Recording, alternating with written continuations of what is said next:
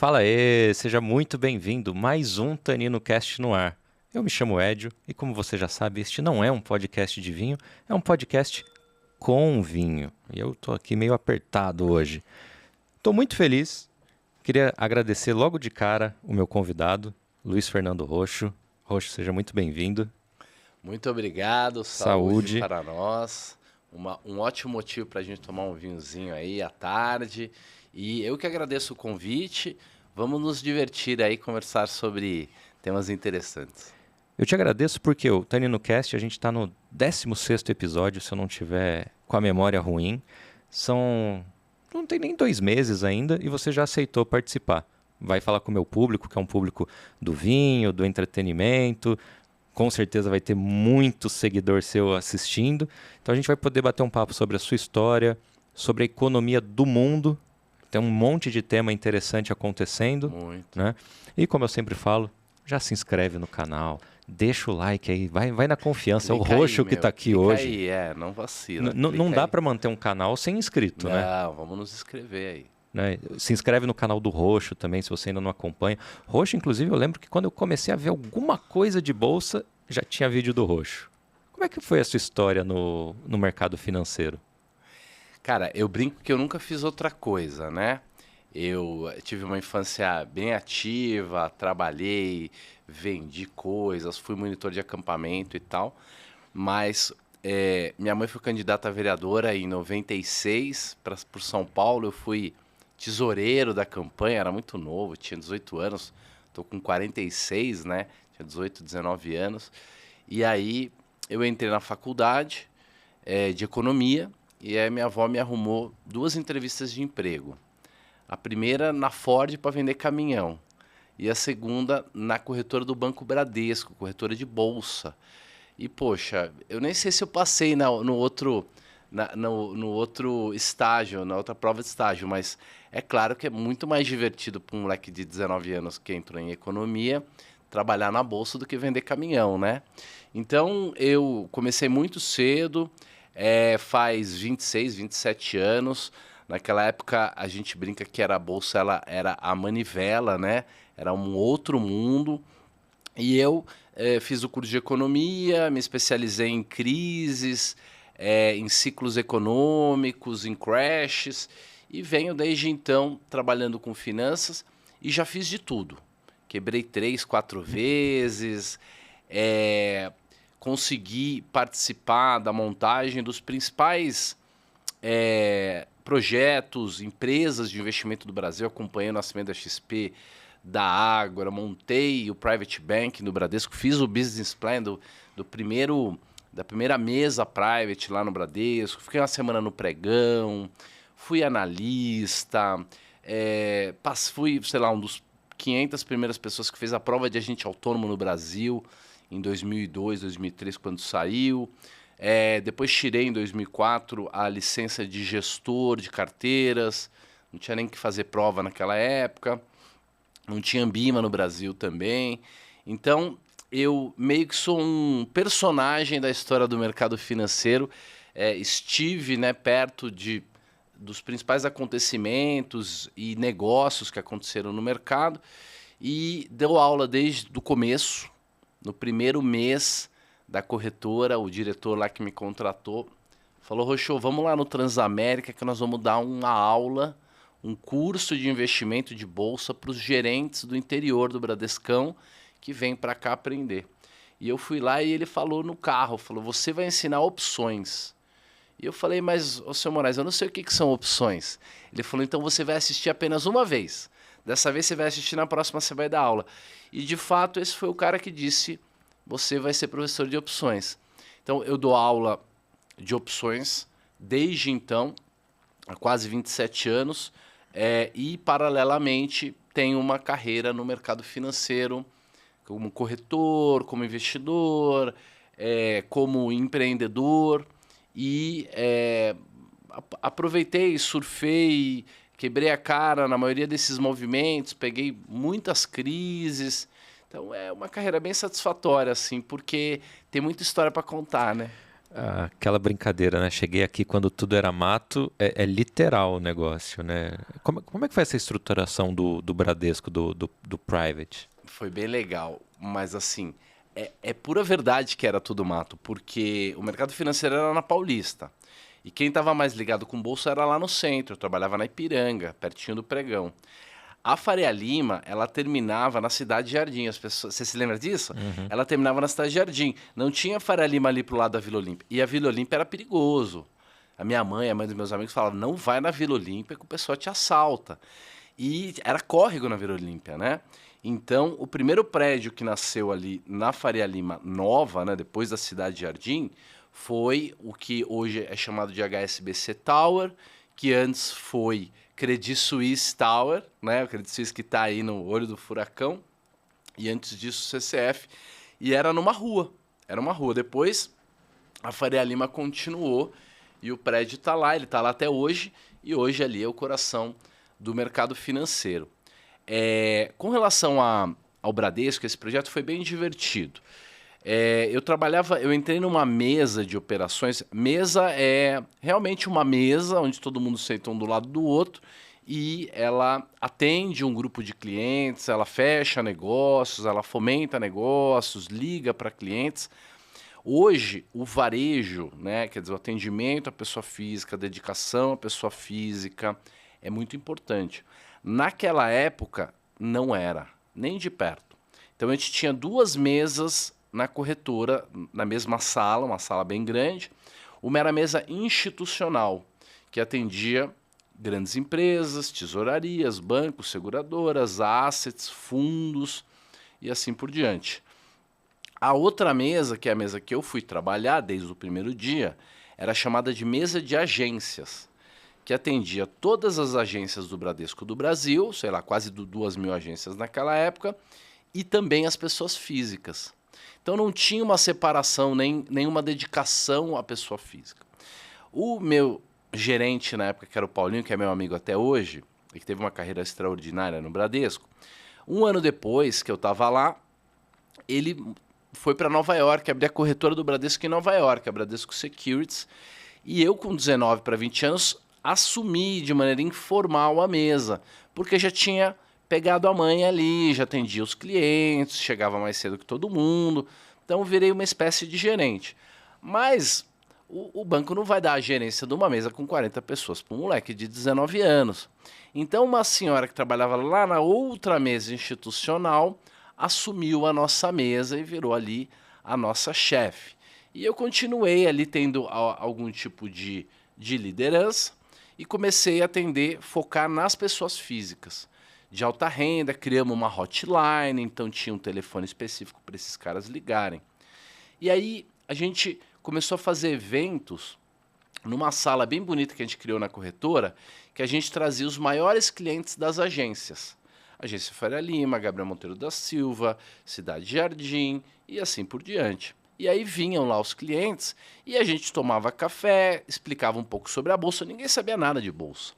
E depois a gente levava na mesa para simular um negócio no pregão. Então simulava, mostrava a mesa. E um dia essa senhora, que até hoje é minha amiga, a Soninha, falou, olha, aquela é a mesa institucional. Essa é a mesa pessoa física, essa é a mesa de agências que eu toco. Os funcionários, quando ficam bons, eles saem da mesa de agência e vão para a mesa institucional. E aquilo não fez nenhum sentido para mim. Falei, gente, nós precisamos nos dedicar a criar um atendimento personalizado para a pessoa física. O cara paga a taxa cheia, o cara tem dinheiro. Então a gente tem que começar a trazer pessoas aqui que gostam de ler a Gazeta Mercantil, IUPS, né? Não tinha Faria Lima, eram os IUPS. E aí eu resolvi escrever um business plan. E eu escrevi um business plan para uma mesa private que atenderia esses clientes. Apresentei lá para o presidente da corretora e ele falou, vamos fazer. E foi muito legal. Então trouxeram lá umas pessoas e a gente montou essa mesa. E aí, quando o banco resolveu fazer a segmentação bancária, tipo um ano depois, em 2000, o nosso presidente tinha ido ser vice-presidente do banco, eles resolveram fazer a segmentação e dividiu o Bradesco, que era o Banco do Povão, em varejo em corporate e private. E também alta renda, né? Uhum. Mas basicamente com essa divisão. E aí o Sérgio, que era o nosso presidente, que estava indo trabalhar, estava no Bradesco lá naquela época, falou, tem uma molecada na corretora que manja dessa coisa de private. Estudaram e tal. E aí nós fomos convidados para ir para a Cidade de Deus, que é a matriz do Bradesco, para montar um business plan de um grande departamento de private bank, que hoje gere, sei lá, 300, 400 bilhões de reais, tem milhares de clientes, mas éramos 3 pessoas. Então, eu gosto de contar essa história porque foi uma oportunidade de ver essas coisas nascerem. Né? Hoje tem muito private, wealth, advisor. O mundo do investimento, principalmente de pessoa física, virou uma coisa sofisticada, uma coisa muito grande, com talvez milhares de escritórios no Brasil, mas tudo começou desse jeito. Eu gosto muito de história sobre bolsa no pré-tecnologia, vamos falar assim, porque eu tenho memória de infância, adolescência, de ouvir falar assim, o tio do fulano opera na bolsa e ele é maluco, porque era aqueles caras que ficavam gritando no telefone. E aí você pega alguns, sei lá, vamos pegar Barsi, Bazin, e a história parece linda, um negócio simples, né? Porque o cara foi investindo, e você tem as duas visões, né? Daquele tio maluco que ficava no pregão e do cara que foi comprando, mas era tudo, você não tinha muito acesso à informação, né? Era muito difícil conseguir. Eu sou do interior de São Paulo, então não faz sentido, né? A bolsa era em São Paulo, era um negócio distante. Sim. Como é que era na época, assim, realmente operar nessas condições pré-tecnologia? Legal. Eu tinha um primo mais velho, que era o Luiz Eduardo, já faleceu. E o Luiz Eduardo era o único parente que eu tinha que trabalhava no pregão mesmo. Meu pai tinha sido corretor de soja, meu avô, por parte do meu pai, foi presidente da Bolsa do Café, lá em Santos, da Bolsinha de Mercadorias em São Paulo também. Mas o Luiz Eduardo era a referência que eu tinha. E ele era doido mesmo. E ele era bem baixinho, assim. Eu sou baixinho, mas ele era bem mais baixinho que eu. E o apelido dele no pregão era Baixo. Né? Baixo ou Willow. Você vai se lembrar do Willow. O Willow era um anãozinho. Quando ter personagens anões não era politicamente incorreto. E o pregão parava inteiro, ficava gritando Willow, Willow e tal. E aí, de fato, o pessoal do pregão, eles tinham que ter muita energia, tinham que ter essa coisa, colérica de fechar negócio, de agilidade e tal. Mas, quando eu entrei, a gente já estava numa mudança. Já tinha tela, você já enxergava os preços na tela, já tinha alguma negociação eletrônica. Mas só para você ter uma ideia, qualquer escritório de investimento ou empresa é separado em front office, middle office e back office. O front office basicamente é quem está na operação, quem está agindo, vendendo, são os corretores, eram os corretores e os operadores de pregão eram o front office. O front office da corretora Bradesco em 97 tinha 100 pessoas. Então, sei lá, 35 numa mesa, 30 na outra e uns 30 operadores de pregão. E no back-office e no middle office tinha mais de 300. Hoje, você precisa de 10 pessoas para tocar um back-office de uma corretora tipo do BTG. Entendeu? Tinha 300 pessoas. Olha a diferença. A gente tinha que registrar manualmente num relógio o horário da ordem que você criou para negociar com aquele cliente, para não acontecer que você passasse o negócio de um cliente para outro. Por quê? Porque naquela época você negociava tudo em nome da corretora e no final do dia você fazia a especificação, que é casar a ordem e o negócio com o cliente que pediu aquela ordem. Então, realmente era outro mundo. E assim, romantismos à parte, tinha muita malandragem, o mercado era muito pequeno, até hoje tem muita informação privilegiada, a gente viu muita coisa saindo aí de Americanas, coisas lá nos Estados Unidos, banco quebrando e tal, mas de fato era a época da pedra mesmo, né? Era outra coisa. Mas 15 anos atrás, antes de eu chegar, ainda era muito pior, porque todos os títulos eram ao portador. Então o cara tinha que entregar o título que foi negociado de uma corretora para outra, elas tinham que estar perto. Então, assim, o mercado vem evoluindo muito rápido, aceleradamente, os volumes não param de crescer e ir para o bem e para o mal, né?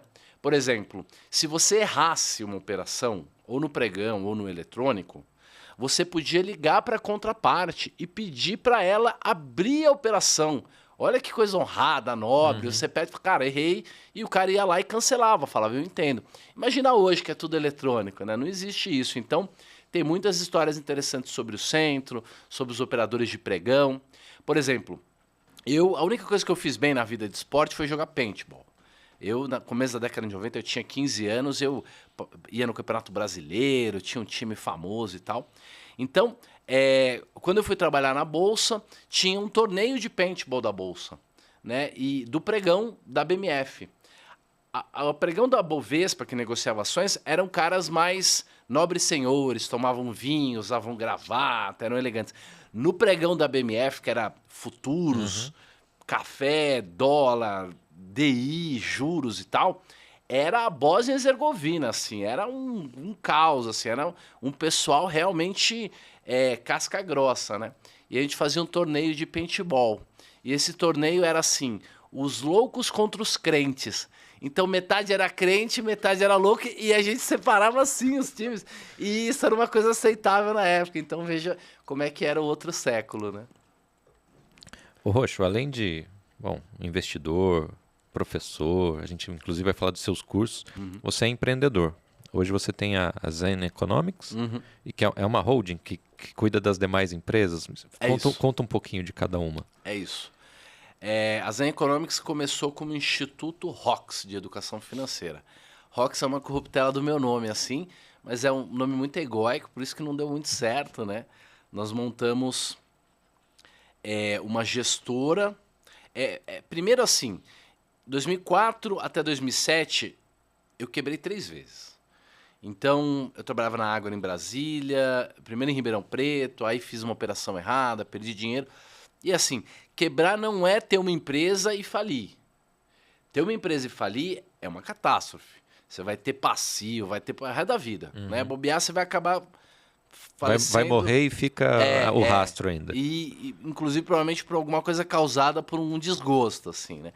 Você quebrar a tua conta na corretora, perder dinheiro, é normal. Você levanta de novo. Então, até 2007, 3 aventuras lá, me metendo com opções, deram errado e a gente acabou perdendo dinheiro. E aí, em 2007, eu era sócio de um family office, ficou ruim a relação com os sócios, porque a gente perdeu dinheiro e tal, e eu saí de lá, 13 de março de 2007, e falei, o que eu vou fazer agora? Então eu falei, ou eu volto pro Bradesco, ou vou dar aula.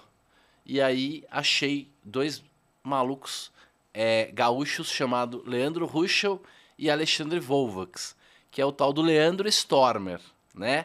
Hoje eles têm uma plataforma chamada Liberta Global, um dos maiores escritórios do Brasil de agentes autônomos. Mas naquela época eles eram 2 analistas técnicos, traders, pessoas físicas que operavam em casa. O Leandro devia ter uns 19, 20 anos e o Stormer era um médico. E eles estavam enchendo salas de aula, ensinando bolsa. E a gente tinha um fórum, um site chamado Leandro Stormer, ficava, sei lá, 1.500 pessoas discutindo bolsa em 2007. Olha como é que, né, o boom da bolsa vai e volta, né? Tivemos vários booms nos últimos 30 anos. E aí, eu conversei com eles, eram meus amigos, e aí falaram, pô, vem montar um curso de opções aqui. Então, em agosto de 2007, eu montei o primeiro curso e sábado e domingo a gente lotou o curso sábado e lotou o curso domingo. E eu falei, pô, é isso que eu vou fazer. Então, eu rodava o Brasil. E aí, como eu tinha 10 anos de experiência em corretora, bolsa, mercado financeiro, eu acabei montando o escritório da Leandro Stormer, virei sócio. Em 2008, nós fizemos a primeira semana do trader. E foi no crash de 2008, né? Então, nós vendemos 18 mil DVDs. Olha que época que era, vendemos 18 mil. É o pré-YouTube, né? Pré-YouTube. E aí, eu sempre fui maluco por finanças quant. Eu sempre tive duas obsessões. Primeiro, que o cara que realmente é bacanão do mercado financeiro é o cara que tem um fundo. Por quê? Porque eu ficava lá comprando e vendendo como corretor, mas eu entendia que eu só estava lá repassando uma ordem. Quem realmente tomava a decisão era o tal do gestor do fundo. Falei, pô, onde eu vou ser gestor de fundo? E a segunda coisa é que eu me apaixonei pelo tal do quant, finanças quantitativas, que é o quê? É usar matemática e computação para investir. Por quê? Porque naquela época, ainda hoje, muito, mas naquela época mais ainda, um cara muito inteligente, muito experiente, olhava o mercado e falava, eu acho que vai subir e comprava. A gente chama isso de gestão ou investimento discricionário. Alguém, por uma tese, um conjunto de conclusões, define que vai comprar alguma coisa ou vender alguma coisa. E o quant, não, ele é sistematizado, com computador. E em 2002 não tinha quant, nem tinha ideia de quant. Mas eu comprei um livro lá na Paulista, lá na Livraria Cultura, chamado Os Profetas de Wall Street. Como um grupo de físicos da teoria do caos dominou o mercado financeiro, uma coisa assim. E eu li esse livro e eu falei, cara, esse é o futuro, é o tal do quant. Eu vou fazer isso, vou aprender a fazer isso. Mas eu era corretor, eu era professor, eu não era gestor de fundo. E é difícil ser gestor de fundo. Então, meio que eu fiquei obcecado com isso e, paralelamente, no meu tempo eu estudava e me dedicava a isso. E em 2009, eu cheguei para o Leandro e para o Storm e falei, vamos montar um fundo quant. Eu tenho uma ideia aqui, criei um modelo, que era uma mistura do Benjamin Graham com o Buffett, com coisas quant, Nassim Taleb e tal. E eles falaram, legal, vamos montar um fundo. E aí começamos a montar uma gestora, dá muito trabalho. Eu acabei indo por conta própria, vendi minha participação lá e me dediquei ao projeto do fundo e levou anos. E aí, paralelamente, em 2010, uma corretora muito grande naquela época, era uma das 3 maiores corretoras do Brasil, chamada Banif. Nem tem mais o Banco Banif, que era um banco português, não tem mais a corretora, mas era uma das 3 maiores operações do Brasil de varejo. Falou, Rochô, a gente precisa de um canal. Precisa de um canal de investimento com call, com análise técnica. Monta pra gente aí. Então eu tinha a gestora Rox, que eu estava montando, e montei o Instituto Rox de Educação. Montei um canal no YouTube e comecei a produzir conteúdos educacionais e de investimento. Então foi daí que nasceu, né, a educação. E aí, para isso, eu tive que montar uma empresa de educação, e essa empresa de educação acabou investindo em outros negócios no mercado financeiro. Então a gente tem uma plataforma de negociação chamada Opilab, que é muito legal. A gente tem uma gestora de fundo que não é o Rox, porque eu tive que vender a gestora que eu tinha em 2012, porque eu não me senti pronto. O software que eu ia montar não ficou bom, os programadores tiveram que ir embora, acabou meu dinheiro, eu tive que começar do zero. Então eu vendi a gestora para a Azimuth, que era um private que estava chegando no Brasil italiano. Fiquei lá assinando como responsável, ajudando eles. E descontinuei, engavetei os meus projetos quant e fui, né, dar aula, que era o que pagavam para eu fazer, né? E eu brinco até que quem não sabe ganhar dinheiro ensina, né? Então, o Instituto nasceu daí e aí a gente começou a vender cursos e tal. E de 2015 a 2016, eu já dava bastante aula na XP e a Infomânica da XP me chamou e falou, Rochô, você precisa montar um curso de opções pro povão aí, básico, porque ninguém sabe explicar opções de uma maneira simplificada, devagarzinho, usando metáforas que nem você faz. E eu falei, tá fechado. E aí deu muito certo, né? A gente vendeu muito curso, pegou o boom aí do marketing digital e aí acabou investindo em outros negócios. E hoje essa que é o Zen Economics. É uma hold, né, que tem embaixo um negócio de educação, uma plataforma de investimento, um fundo quantitativo, que tem um software quant também. A gente tem também um aplicativo de desenvolvimento pessoal. Basicamente é isso. E a gente, de 2019 para 2020, acabou tendo a oportunidade de ver que o mercado podia ter uma grande queda, como teve mesmo. Foi a pandemia. E eu acabei fazendo uma estratégia ao vivo lá com os meus alunos, deu muito certo. E a gente acabou vendendo, sei lá, 20 mil cursos. E aí isso foi um bust aí para o... Foi um apoio aí, uma alavancagem para a gente conseguir investir nos outros negócios. E hoje a gente tem essa holding, mas né, não é aquela coisa de a gente ter um andar na Faria Lima, 500 funcionários, não. Uma coisa bem simples, mas são os negócios que eles têm conexão entre eles. Eu brinco que assim, as pessoas me pagam para estudar. E os outros produtos que a gente cria são derivados do estudo. Então, eu estudo para aprender a ganhar dinheiro. Mas o estudo vira uma análise, o estudo vira uma operação no fundo, o estudo vira um indicador na plataforma e vira um curso.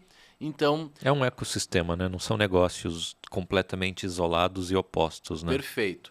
A gente brinca que a base é investimento, tecnologia e educação. Né? A gente trabalha com esses 3 pilares e basicamente o subproduto, o que sobra de um produto é matéria-prima do outro. Então é um ecossistema mesmo. E hoje quais são os principais cursos que você tem? Porque até dá um gancho para a minha próxima pergunta. Tem o do capitalismo selvagem, capitalista selvagem, né? Sim. E o das opções. A gente hoje tem... Esse curso Capitalista Selvagem é um curso completo de investimento. Do primeiro passo até coisas mais avançadas, assim. Eu sempre acabo indo um pouquinho para a complexidade, mas a parte básica, estrutural, tá lá. Por que capitalista selvagem? Né? Porque é um bordão que eu acabei criando porque eu xingava as pessoas, falava, seu capitalista, você só pensa em dinheiro e tal. E a galera gostava de ser xingada de capitalista, e aí, me xinga de capitalista, me chama de capitalista e tal, e virou um bordão. E eu nem gosto muito, porque não resume muito bem quem eu sou, mas de qualquer maneira eu acho que é um bom grito de guerra. E aí a gente fez esse curso, e a gente tem um outro que chama Estratégia do Pozinho, que é um curso básico de opções que ensina essa estratégia, que é uma estratégia em que você compra esses derivativos, essas opções são seguros, você paga centavos por ele e ele pode se multiplicar, então tem várias utilidades, é bem legal. O nome Pozinho é bem apelativo, o que é ótimo, porque chama atenção, né? Derivativos é muito árido, então colocar o nome de Pozinho lá dá uma sensação de ser uma coisa mais descontraída. A gente tem um curso chamado Dividendo Sintético, que é utilizar os derivativos para fazer estratégias de renda fixa sintético e tal. Minha amigona Luiz Barsi hoje ensina essa técnica, minha aluna, eu ensinei para ela. Thiago Reis ganha dinheiro com dividendo sintético. Primo Rico e um monte de gente aí acabou, né, aprendendo com a gente esse tipo de técnica e usa também. É bem legal. No último ano a bolsa quase não saiu do lugar, funcionou muito bem, foi bem propício.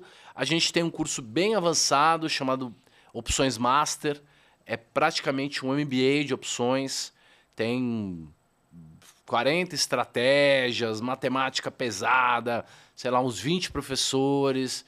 E a gente tem também alguns cursos presenciais, que são imersões de 2, 3 dias, em que a gente fala de riqueza, fala de investimento e fala de opções. Né? A gente faz um conteúdo completo. Além disso, a gente tem também uma assinatura de um software que se chama Gadian. E esse software tem indicadores quantitativos, o cara pode ver o sinal de crise, ele pode ver quais papéis que tem mais possibilidade de ter uma grande queda, uma grande alta. Então, aí são um conjunto de produtos para quem quer aprender sobre investimento. E quem está começando, ainda não quer investir num produto educacional, poxa, tem canal do YouTube, Instagram, a gente está sempre produzindo conteúdo. E sempre fazendo live, né? Com o Direto. assunto da semana. No Capitalista Selvagem tem um módulo de comportamento, que aí você fala de riqueza pessoal, da própria mentalidade em si e da carteira antifrágil. O que é a carteira antifrágil? Legal. Para a gente falar de carteira antifrágil e de riqueza pessoal, a gente tem que dar um passo atrás e falar nesse filósofo, nesse matemático, nesse trader que é, digamos aí, o meu guia, o meu mestre, né? O cara que meio que orientou meu pensamento, que é um libanês americano que tem 60 e poucos anos e que se chama Nassim Taleb. Taleb, T-A-L-E-B. O Taleb ficou conhecido por conta de um conceito chamado cisne negro. Cisne negro é um evento altamente improvável, quer dizer, uma coisa muito rara, que ninguém acredita que vai acontecer, ninguém prevê e acontece, e tem grandes desdobramentos, e que também depois as pessoas acham que poderiam ter previsto ou acham que previram, mas ninguém previu uma série de coisas da história, e esse é um assunto longo.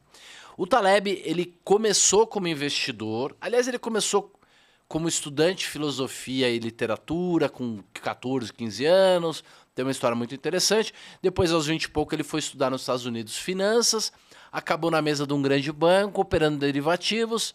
Depois, ele saiu do banco, foi operar o próprio dinheiro no pregão de Chicago. E aí, no dia, acho que é 27 de outubro de 87, depois vocês conferem aí, teve a segunda-feira negra, né? Black Monday, o mercado caiu mais de 20%, o mercado americano, a bolsa, o Dow Jones caiu mais de 20% num dia, e nesse dia esse cara, o Nassim Taleb, ganhou 50 milhões de dólares. Então, ganhou o dinheiro do F, né? O fuck your money, ele chama, né? O dinheiro de você não precisar mais fazer as coisas por dinheiro ou apenas por dinheiro. E ele resolveu contar a história dele, ensinar finanças, ensinar opções, e isso foi derivando também para estudar filosofia, comportamento frente ao risco e basicamente tomada de decisão. Quer dizer, como é que você toma decisões frente ao risco para não se arrepender. Como eu quebrei muito, tenho dislexia, sou todo atrapalhado, eu acabei aprendendo com esse cara, me dedicando muito aos conteúdos dele, e ele é a maior referência do mundo de opções. Ele é o maior professor de opções, ele escreveu o livro mais importante de opções. E esse cara, depois que escreveu esse livro, em 97, chamado Dynamic Hedging, não tem em português, é um livro que custa $500, assim, é um livro bem legal. Ele escreveu em 2003 um livro chamado Iludidos pelo Acaso, que é fenomenal, mostra o papel do acaso e da sorte na nossa vida, fala sobre aleatoriedade, probabilidade, é fundamental. Depois ele escreveu A Lógica do Cisne Negro, em 2006 para 2007, em que ele prevê, em que ele faz uma profecia que o mundo estava na beira de um colapso econômico e que esse colapso começaria nos Estados Unidos, nas hipotecas, e foi exatamente o que aconteceu, e ele contou exatamente como aconteceria, e ele virou um grande profeta. E ele vendeu milhões de livros. E eu já conhecia ele por causa dos derivativos. E aí eu comecei a dar aula de antifragilidade e usar os conceitos filosóficos, estatísticos, matemáticos do Taleb. E aí, em 2011, ele escreve Antifrágil, coisas que se beneficiam com o caos. O livro é um bitelo, ele é dividido em 7 livros internos, ele tem 700 e tantas páginas, e eu falei, cara, as pessoas precisam entender isso. Isso aqui é game changer, assim, muda tudo, as pessoas estão muito frágeis, o mundo está se direcionando para um cataclisma civilizatório, e eu achei que a minha missão era ensinar esse tal desse antifrágil para as pessoas. E o que é antifrágil? Antifrágil é a característica de organismos vivos ou organismos complexos ou sistemas complexos, sistemas dinâmicos. Então, uma pessoa é um organismo vivo, uma empresa é um organismo vivo, um mercado é um sistema dinâmico vivo, a sociedade é um sistema dinâmico. E quando esse sistema, esse organismo, essa pessoa, esse bicho, essa empresa, ele se beneficia do caos, ele gosta do caos, o caos é bom para ele, ele vai progredir. Ele vai sobreviver ao maior dos estressores, ao maior dos impactos, que é o tempo. Né? Então, aquilo que sobrevive ao tempo e que tem longa vida e que se torna um universal, normalmente tem características antifrágeis. O que é antifrágil? O antifrágil é o total inverso ao frágil. Mas se você pergunta por aí para as pessoas o que é o contrário, o inverso do frágil, elas dirão é o forte, é o robusto, é o resiliente, é uma rocha, é uma coisa forte. E na verdade não é o inverso do frágil. Por quê? Porque se o frágil não gosta, se o frágil colapsa frente ao caos, frente à família da desordem, à volatilidade, ao atrito, ao impacto e tudo mais, o robusto, o forte, ele não liga para o caos, para a desordem. Então, ele é neutro ao caos. Ele não gosta, ele não se beneficia do caos. Então, a gente teria uma outra característica de coisas, de organismos, que teriam o sinal inverso. Então, se o frágil é -1, o forte, o robusto é o 0, é o neutro, e você teria alguma coisa que é +1. Que é o quê? Uma taça de vinho é algo muito frágil. Né? Ó, aqui está aumentando a entropia, daqui a pouco vai colapsar e vai quebrar. E tem um ponto de não retorno. Não dá para você colar os caquinhos e lamber o vinho do chão, vai dar errado.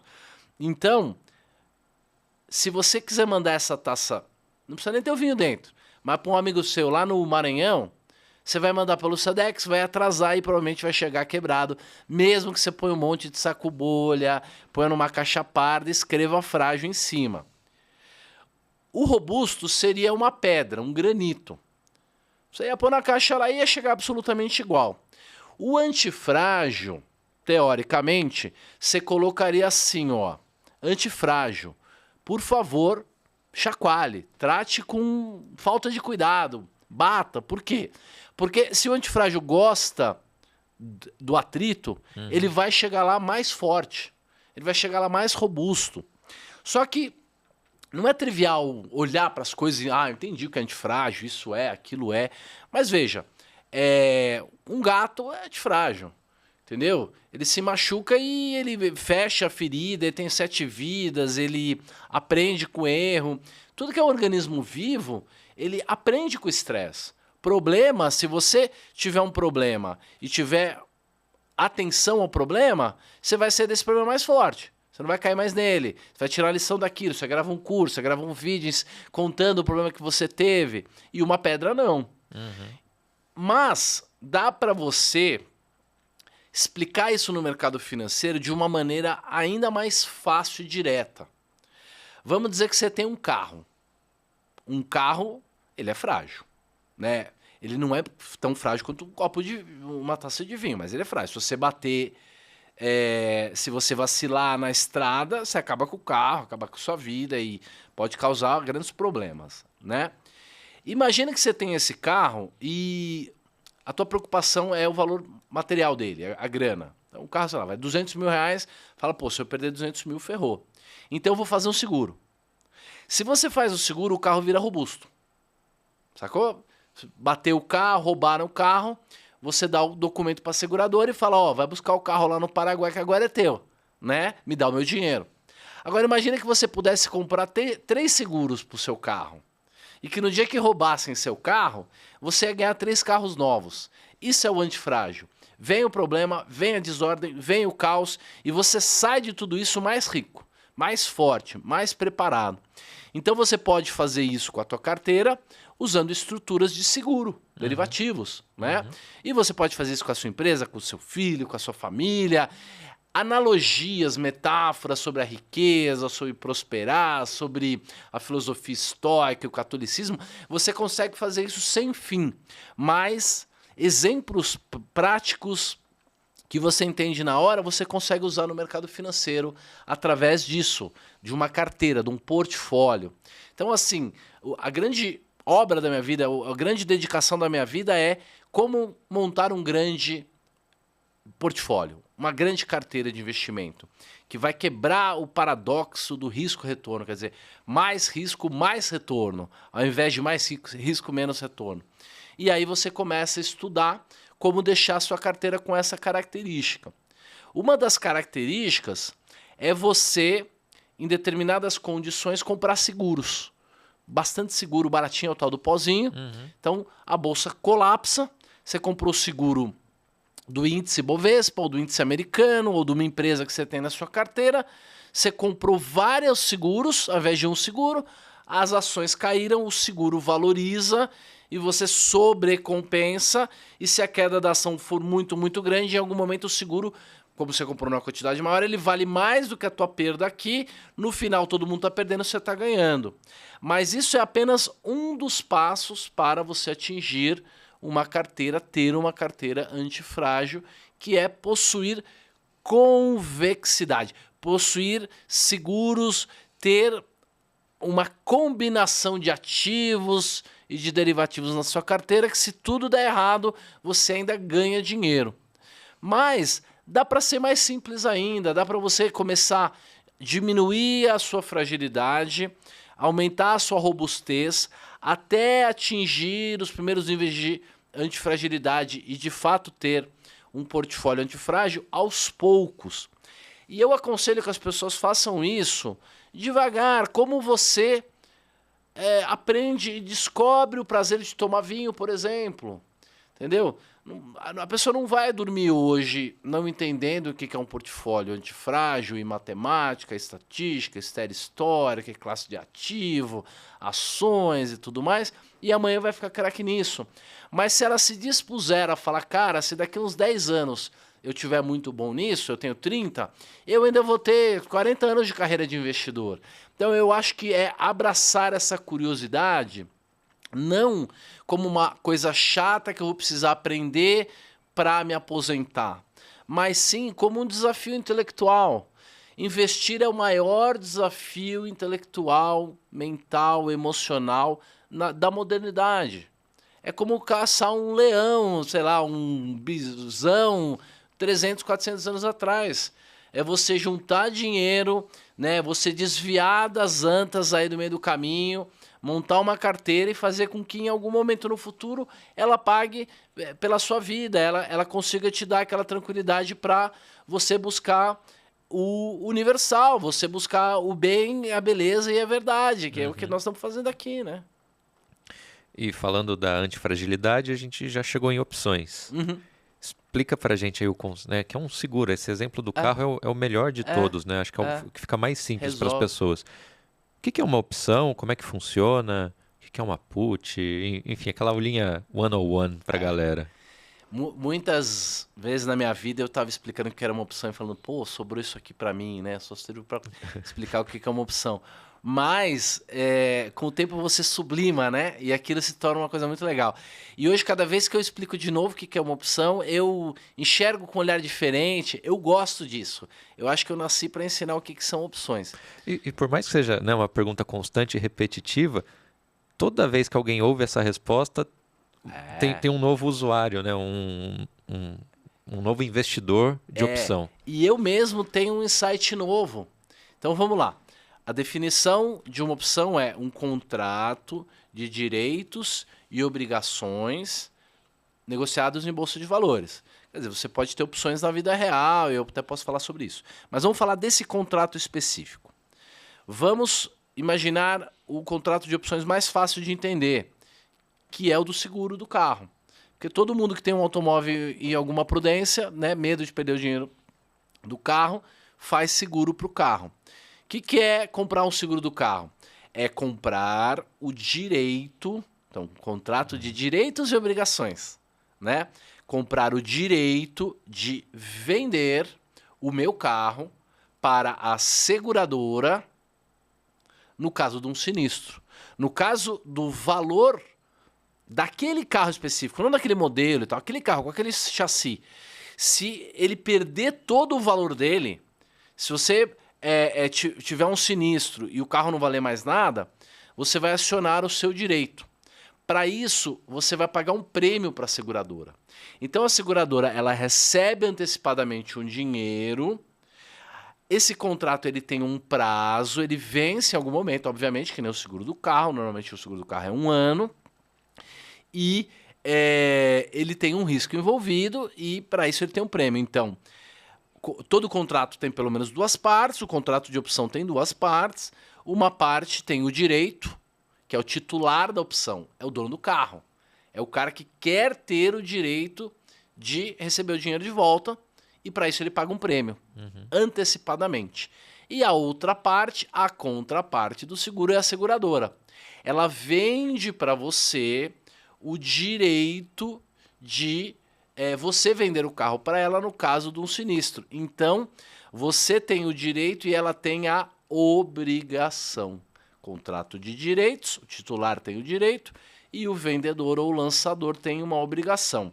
O titular paga por um prêmio e se ele não exercer o direito dele, se o carro não for batido, ele vai perder aquele prêmio. Aquele prêmio vai virar zero no dia do vencimento do contrato. E o lançador ou vendedor, que é a seguradora, ele recebeu o prêmio e ele ficou com risco. Se baterem um carro, se roubarem o carro, o cara vai ter um prejuízo, a seguradora vai ter um prejuízo enorme lá. E ele calcula o risco e tal, e as seguradoras ganham dinheiro porque sabem lidar com isso e fazem isso numa escala muito grande.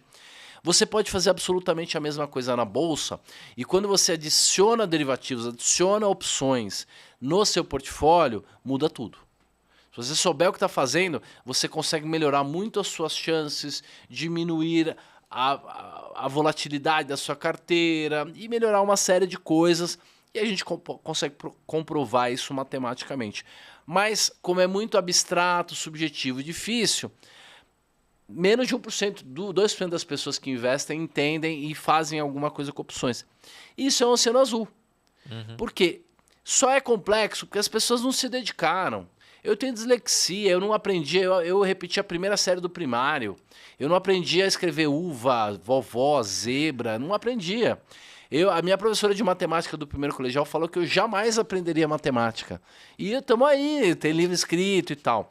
Então, assim, fazer um almoço trivial brasileiro dá um trabalho do caramba, é super complexo. Um arroz bem feito, refogado, com feijãozinho, com um tutu, com não sei o quê, uma farofa. Dá até água na boca, né? Então, assim, pessoas muito simples fazem um grande almoço. Por quê? Porque elas aprenderam, elas praticaram, elas fizeram. Então, o mercado financeiro, o mercado de capitais, o mercado de bolsa, que é a única alternativa para a economia e para a poupança e aposentadoria das pessoas, se for tratado dessa maneira, vou aprender um pouquinho todo dia, daqui a pouco está todo mundo craque em opções também. Então, é uma grande oportunidade porque as pessoas não entendem muito bem e você tem um monte de funcionalidade. Você pode proteger a sua carteira de uma grande queda. Se você acha que o mercado vai subir muito, você pode comprar uma opção de compra, que é o inverso. Então você tem o direito de comprar. Vamos imaginar que o Ed está querendo... Acertei o nome, né? Sim, isso. Desculpa, galera, dislexia. Que o Ed tá muito afim de comprar ações da Petrobras, mas ele vai pagar o bônus lá da loja dele só em abril, só daqui 2 meses. Em maio, daqui 2 meses. E aí ele tá com muito medo que a Petrobras suba. Fala, se eu esperar receber o meu bônus para eu poder comprar a Petrobras, pode ser que ela suba aí dos 20 e pouco, ela tá para R$30. Então você tem aquele medo. Como é que você se protege da alta? Como é que você se protege da alta? Você compra o direito de comprar Petrobras. Vamos dizer que Petrobras está 23 pratas hoje. Você comprou o direito de comprar Petrobras a R$25, não a 23, para daqui 2 meses. Custa super baratinho. Você vai pagar 20 centavos, 25 centavos por isso. Legal. Vamos imaginar os 2 cenários. Primeiro, Petrobras ficou parada, caiu. Caiu para 14 prata. Esse governo novo falou bobagem, falou que vai fazer isso, vai fazer aquilo, mexer no preço do combustível e tal. A Petrobras cai para 15 pratas. Eu perdi 20 centavos. Mas... ganhou a chance de comprar por muito menos do que você queria, né? Perfeito. Ao invés de comprar por 22, 23 que estava lá no mercado, você vai poder comprar por 16 e para isso você só gastou 20 centavos. Vamos imaginar que Petrobras foi a 35 pratas. Acharam um poço de petróleo novo lá no escritório da Petrobras, lá no Rio de Janeiro. Legal, a Petrobras vai para 40 pratas. Você, ao invés de comprar por 23 que estava no mercado, você vai comprar aí, sei lá, por R$25, que é o teu direito. pagou 20 centavos por isso. Então, o teu preço de custo de Petrobras vai ser 25,20, enquanto Petrobras estava lá 23. Mas você não tinha dinheiro para comprar no 23. Só que se está 40 agora, a diferença de 23 para 25 é quase irrelevante. Você vai comprar por 25 e o papel já vai estar 40 e você vai estar rindo à toa, e se bobear você já vai vender a 40 e já vai ganhar ali 15 pratas em cima da sua compra. Então, a característica de uma opção é o titular, ele paga o direito, só que ele tem uma assimetria muito grande a favor dele. Ele paga 20 centavos, mas se a Petrobras for a 100 reais, ele pode ganhar 100 reais, sendo que ele só gastou 20 centavos. Olha o que é assimetria de risco. Você perde pouco se der errado e ganha muito se der certo. Isso é assimetria. É a mesma coisa do seguro do carro, quer dizer, o seguro da carteira. Se o mercado cai, você pagou 10 centavos, 20 centavos no seguro, mas se o mercado cai, você deixa de perder 50% do teu portfólio. Não só isso. O mercado caiu 50%, agora você tem 50% a mais de caixa, porque você recebeu o dinheiro do seguro, para comprar a bolsa lá embaixo, baratinho, Petrobras a 16 reais. Então, pouco a perder e muito a ganhar. Essa é a característica das opções dos derivativos. E, se você prestar atenção, você tem esse tipo de característica na vida real. Você pode buscar tomar decisões na vida real que te deem opcionalidade, te deem opção. Por exemplo, o Ed vai me convidar para jantar na casa dele sábado à noite. Eu tenho duas alternativas. Eu posso falar, tá fechado, eu vou levar o pão italiano e legal, vou levar um... Eu ia falar um disco, mas ninguém usa disco, mas vou levar um livro lá pra gente discutir e tal. Se eu falar tá fechado, eu tô obrigado a ir. Agora, eu posso falar o seguinte, se der, eu vou. Se der, eu vou me esforçar para ir. Significa o quê? Que eu tenho a opção de ir ou não. Entendeu? Então, se pintar, sei lá, um passeio em Angra, eu falar, pô, Ed, não deu, infelizmente, né? Alguém me convidou para ir num passeio em Angra. Mas, provavelmente, eu vou acabar indo. Então, você pode olhar os problemas da vida, encarar as escolhas, encarar as dificuldades, observando qual a decisão que eu vou tomar que vai me dar mais opcionalidade. Quer dizer, que se a decisão foi acertada, se o que eu espero que acontecer, eu ganho muito. Mas se eu errar, eu perco pouco. Então é isso, as decisões da vida, você tem que tomar decisões assimétricas positivas, porque aí a tua vida fica igual a carteira, fica antifrágil.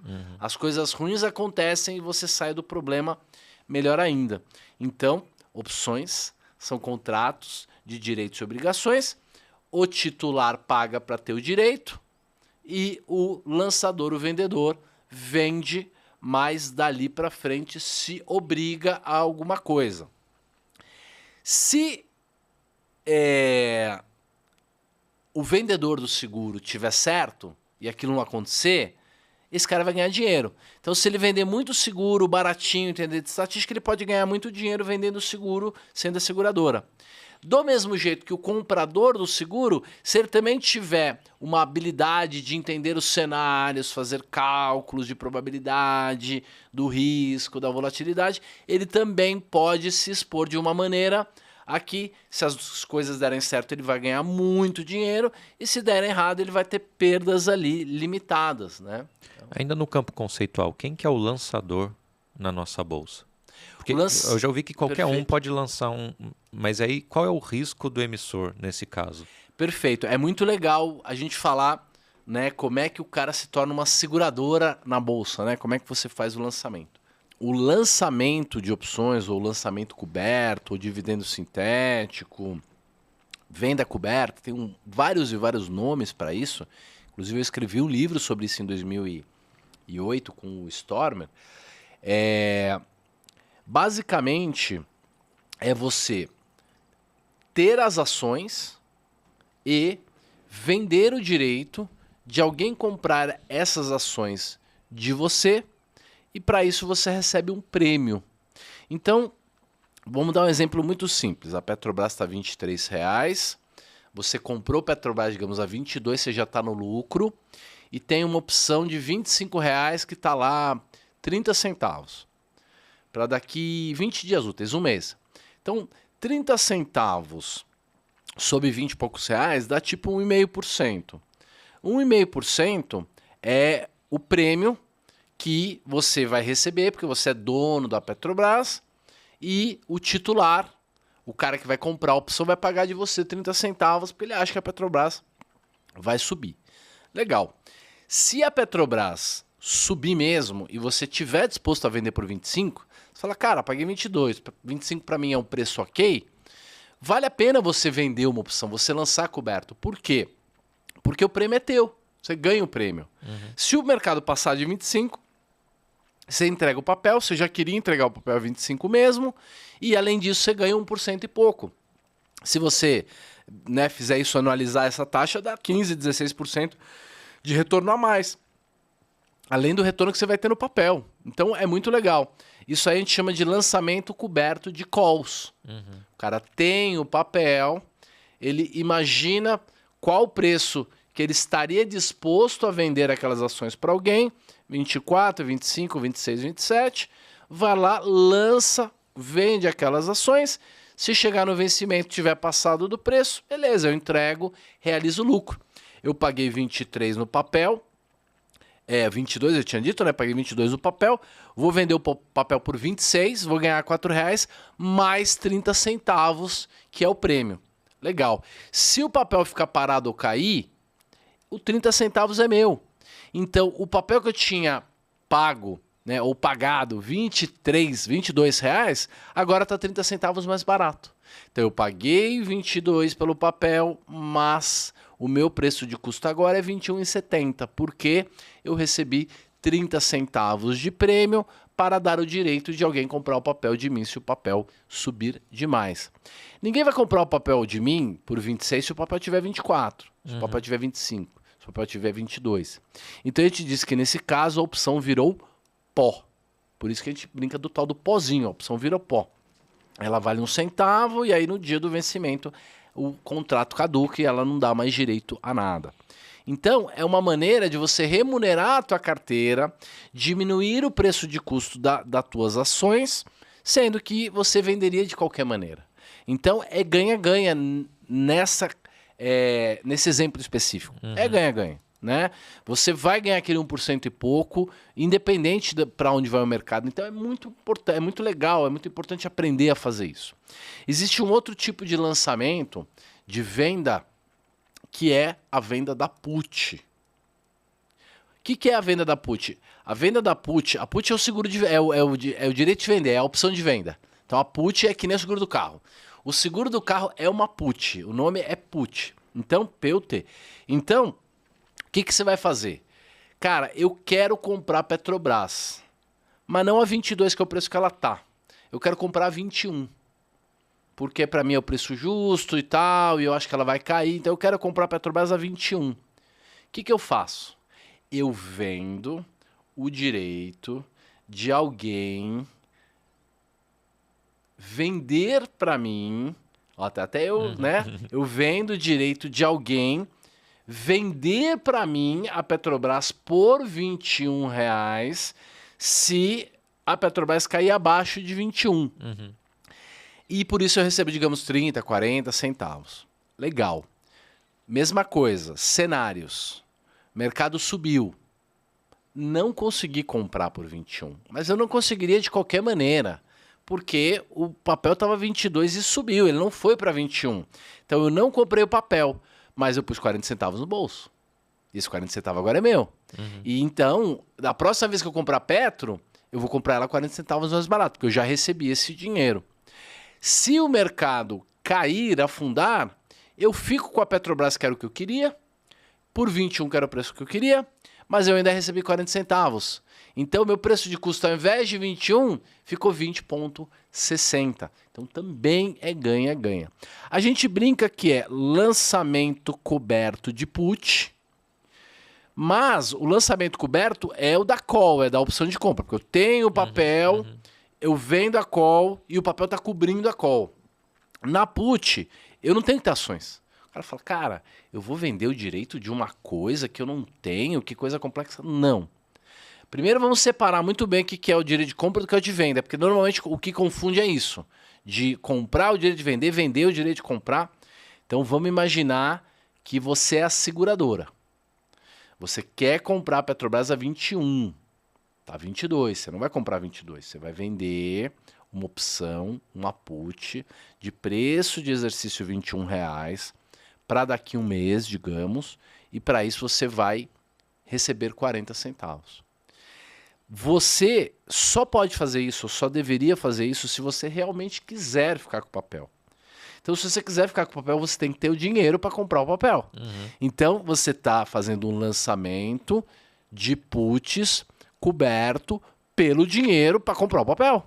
Então, eu tenho dinheiro, se o papel cair, eu fico com o papel. Sabe quem é um dos maiores vendedores de put do Brasil, lançadores cobertos de put do Brasil?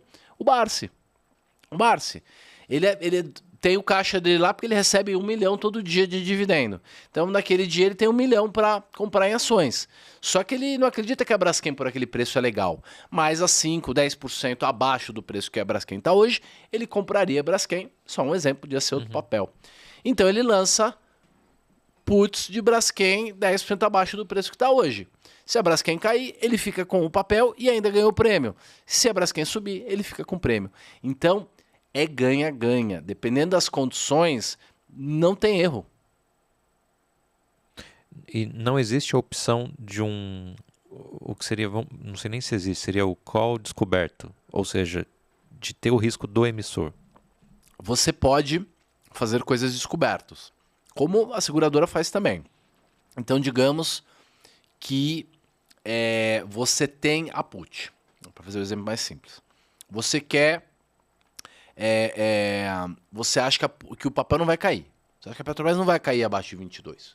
Tem um suporte, você lê uma notícia, que o balanço, que tal, que o dividendo. Legal. Então eu vou vender put de 21 para ficar com 40 centavos. Só que eu não vou vender. Eu tenho R$21 mil para comprar 1.000 ações da Petrobras. Então eu deveria vender apenas 1.000 puts, 1.000 opções de venda de Petrobras, que é o que o dinheiro que eu tenho casa para eu poder ficar com o papel. Só que você fala, não, eu tenho tanta convicção que o papel vai subir ao invés de cair, que eu vou vender 4.000 opções de Petrobras.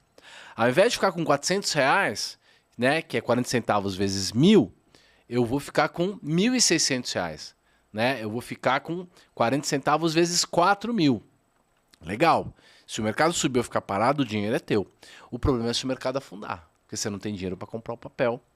Se o papel cair demais, inclusive, você pode perder mais dinheiro do que você tem. Se você tem R$21 mil e você vende 4.000 opções de Petro a R$21, e a Petrobras vai para R$10, você vai ser obrigado a comprar Petro por 21 e a Petro vai estar 10. Sabe o que significa? Significa que você vai perder R$11 mil para cada opção, cada 1.000 opções que você vendeu. Então, no meio da queda, o dinheiro que você tinha que era 20 acabou. Então, muita gente quebra vendendo puts. Principalmente otimista. Cara, o mercado né, buy the dip, go to moon, vai embora, vai subir pro resto da vida.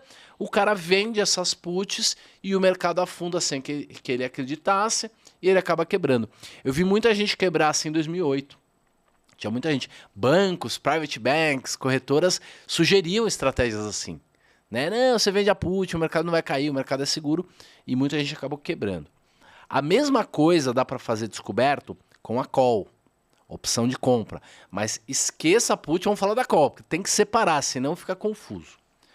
Call é direito de comprar. Tá certo? Então, digamos que você é um pobre doido, um doidão, não tem Petrobras, mas acha que a Petrobras não vai passar de R$23. Eu vi o gráfico, tem um suporte, tem não sei o quê, tem a resistência, eu vi o balanço, o governo novo, o presidente novo, não vai passar de 22, de R$23 a Petrobras. Então o que você faz? Você fala, eu vou vender opções aqui de preço de exercício R$25 para ganhar 20 centavos. Se você lançar 1.000 opções, você vai pôr R$200 no bolso. Se você lançar 2.000 opções, R$400 no bolso. Se você lançar 5.000 opções, você põe R$1.000 no bolso. Tranquilo, ótimo. A maioria dos meses, a Petrobras não vai de 22 para 25. A Petrobras não sobe 15% todos os meses. Então, a maior parte dos meses, essa opção que você recebeu 20 centavos, ela vai virar pó. Você vai ganhar esse dinheiro. Você vai, né? Vai ser remunerada, você vai ganhar essa taxa. O problema é se a Petrobras for a 40 pratas, do dia para noite.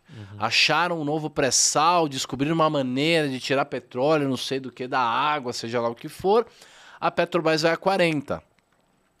Você agora é obrigado a entregar, você é obrigado, porque você recebeu o prêmio, você é obrigado a vender 4.000 opções, 5.000, né? O exemplo que a gente fez, 5.000 opções. Você é obrigado a vender 5.000 ações da Petrobras por R$25.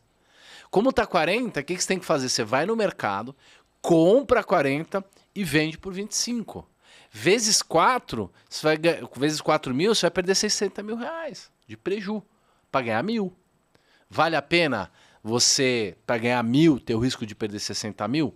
Não vale. É frágil. Por quê? Porque o risco é assimétrico negativo. Perco muito, ganho pouco. Então, a gente não deve vender pozinho. A gente deve comprar pozinho, né? Vender pozinho, a gente sabe por aí que não dá uma vida muito longa, né? Essa analogia, a brincadeira do pozinho sempre diverte muito.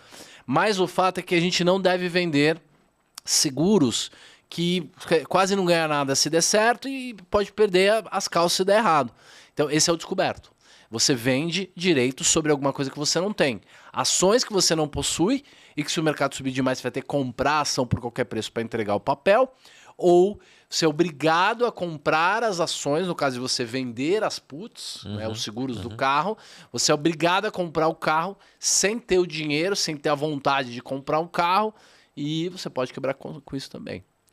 Já que a gente chegou no pozinho, como é que funciona essa estratégia aí que a galera mais gosta de falar e todas as lives e comenta, né, de ganhos, enfim, como é que é? Eu estava numa reunião com um banco grande aí de manhã e a gente vai fazer um lançamento de cursos por lá.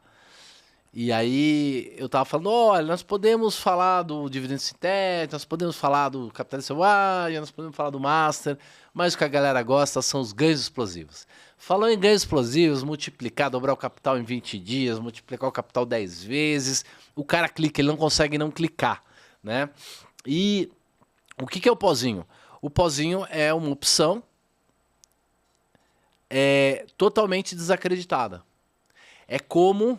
É pegar aquela de 1 centavo, né? Assim... Perfeito, perfeito. É como o seguro do teu automóvel, do teu carro, sendo que ele vai ficar na garagem uma semana. Entendeu? Então é um seguro de uma semana, normalmente ele é curto, é uma opção curtinha e, pô, o carro vai ficar na tua garagem. Qual a chance do teu carro ter perda total ficando uma semana dentro da tua garagem? É mínima.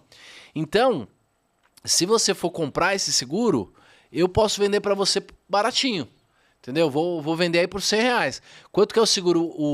O Ed tem um Porsche Super Turbo de R$800 mil. Quanto que é o seguro de um carro de R$800 mil? É 10% do carro quase. Então é R$80 mil. Só que para um ano, sendo que você vai dirigir na rua, vai parar na rua, né, mais de um condutor, perfil, bababá. Quanto que é o seguro do mesmo carro, sendo que você tem certeza que o carro vai ficar na garagem e é só por uma semana? Sei lá, R$1.000, R$2.000, uma coisa baratinha, zero qualquer coisa do valor do automóvel, muito pouco, né? O pozinho é a mesma coisa. Por exemplo, comprar o direito, uma call de Petrobras para R$25 para amanhã, sendo que a Petrobras está 22. Qual a chance do papel subir 15% do dia para a noite? É mínimo. É mínimo, quase inexistente. A chance é 1 em 000 alguma coisa. Então essa opção, ela vale 1 centavo. Só que basta uma única vez, um único evento raro, um evento, um cisne negro, né? Que faça com que o papel vá de 22 para R$30 de uma hora para outra, para que uma opção de 1 centavo vá para 7, vá para R$8. 1 centavo que você pagou comparado com R$8 é um ganho de 80.000%. 80.000% significa que você multiplicou seu capital 800 vezes. Né? Então, quando que você multiplica o capital 800 vezes? É raríssimo e dá clickbait. O pessoal realmente vai lá e tentar entender. Mas por trás disso tem coisas muito legais. Né? E aí eu posso dar exemplos pessoais. Primeiro o tal do Nassim Taleb, que ganhou 50 milhões de dólares em 87. Ele comprou pozinhos, ele comprou seguros no dia do colapso. A Bolsa Americana caiu 20%, ele comprou uma put e o mercado afundou e colapsou. A primeira vez que eu vi isso acontecer foi dia 16 de fevereiro de 99. Foi o dia da desvalorização cambial, max desvalorização cambial no Brasil. O dólar no Brasil custava 1,20. Ele custava R$1, ele foi subindo bem devagarzinho durante anos. E aí em 99 o presidente do Banco Central era o Gustavo Franco, e aí não dava mais para segurar a âncora cambial, porque o juro era muito alto no Brasil e tal. Então resolveram soltar o dólar numa sexta-feira. O dólar foi de 1,20 para 1,80 num dia. Sendo que durante 5 anos, de 94, quando foi criado o Plano Real, até 99, ele variou 20 centavos. Em 5 anos ele variou 20 centavos, e um dia ele variou 80 centavos. Eu vi um cliente nosso, que era dono, um oriental, não pode falar mais japonês, um oriental, que era dono de uma loja de 1,99, ele tinha muito medo que o dólar subisse e que a loja dele não fosse mais 1,99, fosse 2,99, 3,99, porque ele comprava, ele era importador, né, de produtos de 1,99. E aí ele não tinha dinheiro para comprar contratos futuros. Por quê? Contrato não tinha mini dólar, contrato de mini dólar. Hoje você consegue comprar contratos de 5 mil dólares, 10 mil dólares. Naquela época o contrato mínimo era 100 mil dólares. E você tinha que fazer no mínimo 5 contratos. Então eram 500 mil dólares. Só que a loja dele não valia 500 mil dólares. Então ele não ia depositar essa garantia, ele não ia comprar esses contratos. E aí lá na mesa a gente falou, pô, vamos comprar um pozinho aí de dólar. Vamos comprar uma opção de dólar bem fora do dinheiro. O dólar estava, sei lá, 1,10, 1,15. Vamos comprar no 1,30, 1,40. Quando que o dólar vai 1,30, 1,40? Nunca, não vai acontecer. Mas se for, a gente pagou centavos. Esse cara, ele gastou 2 mil dólares comprando durante alguns meses o tal do pozinho do dólar. E aí teve a Max naquela sexta-feira, na segunda continuou subindo. Esse cara ganhou $1 milhão. Com 2 mil dólares ele ganhou $1 milhão. Eu tinha 20 e poucos anos, eu falei, cara, tem alguma coisa aí. Eu preciso aprender a fazer esse negócio. E uma outra história interessante é que agora em 2020 a gente teve o problema sanitário lá no mundo, né? O problema lá do vírus. E aí o que aconteceu? Os indicadores econômicos, os indicadores de incerteza, eles estavam mostrando que alguma coisa poderia acontecer com o mundo lá por outubro, novembro de 19. O problema sanitário começou em fevereiro, março, carnaval do Brasil, né? De 2020. Aqui fechou na segunda quinzena de março. Exatamente, segunda quinzena de março. E aí, quando foi janeiro, eu ia lançar o curso de estratégia do Pozinho, eu chamei meus alunos, milhares de pessoas na live, falei, eu vou pegar 15 mil reais, vou pôr numa corretora e todo mês eu vou comprar 500 de pozinho. Put do índice Bovespa, BOVA 11. Por quê? Porque se tiver uma crise no mercado e o Ibovespa cair bastante, eu vou ganhar dinheiro. Essa é a minha tese. Idiota, estúpida, né? Quem faria isso, né? Em janeiro eu comprei o primeiro lote ao vivo. 2, 3 mil pessoas compraram comigo. Perdemos 500 reais. Quando foi 12 de fevereiro, eu falei, agora nós vamos rolar. Nós vamos trocar o de fevereiro que nós compramos em janeiro por de março, porque não vai acontecer nada, não vai cair a bolsa em janeiro, começo de fevereiro. Legal. Gastei mais 500. E eu não renovo, né? Ele expira e eu compro um novo, Eu né? troco. Eu vendo esse aí que você comprou, que você pagou 10, 12 centavos, você vende ele por 2, 3. Tá, você não deixa chegar no... Ou você deixa ele virar pó, ou você troca. Deixa uma enrolagem. Mas é melhor ganhar 2 centavos, né?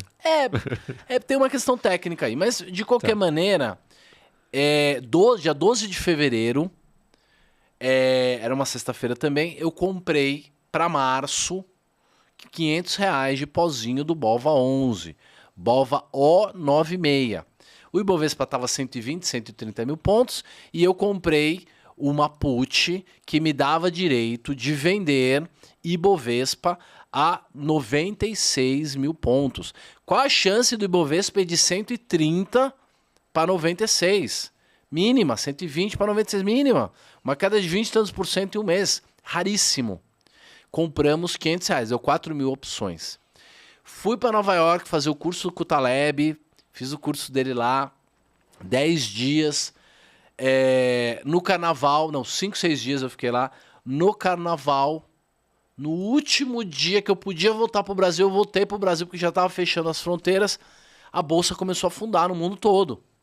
Aqui no Brasil, abriu só na quarta-feira de cinza, a bolsa já abriu abaixo de 100 mil, a minha opção já foi para R$1 e tanto, eu tinha pagado 11 centavos. O mercado caiu até 63 mil pontos. Eu vendi as minhas opções a R$27. Transformei 11 centavos em R$27. R$500 virou quase 70 mil reais. E mais 2 mil pessoas ganharam comigo. Um aluno, um cliente meu que tinha uma carteira muito grande de ações, ele comprou 250 mil reais para proteger a carteira de ações dele e ele ganhou 25 milhões de reais.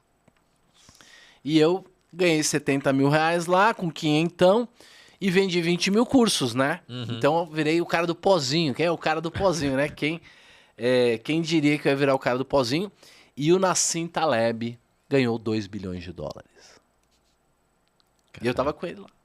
2 bi de dólares.